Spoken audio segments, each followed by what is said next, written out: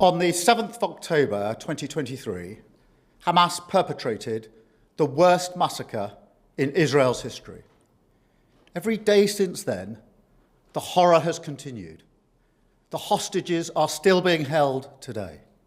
The Palestinian people have endured terrible suffering. Now, in Gaza, because of a catastrophic failure of aid, we see starving babies, children too weak to stand, images that will stay with us for a lifetime. The suffering must end. Yesterday, I discussed this with President Trump, and we're mounting a major effort to get humanitarian supplies back in by air, and UK aid has been airdropped into Gaza today, and crucially, by land.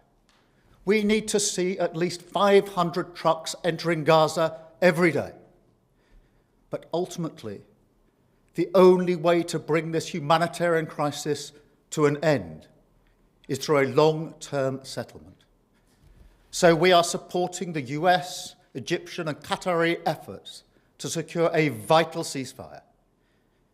That ceasefire must be sustainable, and it must lead to a wider peace plan, which we're developing with our international partners. This plan will deliver security and proper governance in Gaza and pave the way for negotiations on a two-state solution. Our goal remains a safe and secure Israel alongside a viable and sovereign Palestinian state. But right now, that goal is under pressure like never before. I've always said that we will recognize a Palestinian state as a contribution to a proper peace process at the moment of maximum impact for the two-state solution.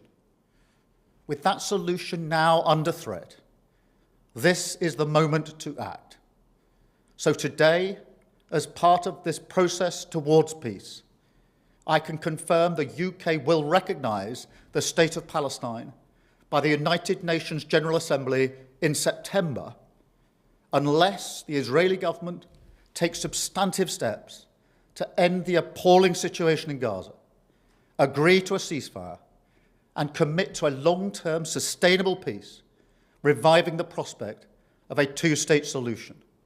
And this includes allowing the UN to restart the supply of aid and making clear that there will be no annexations in the West Bank.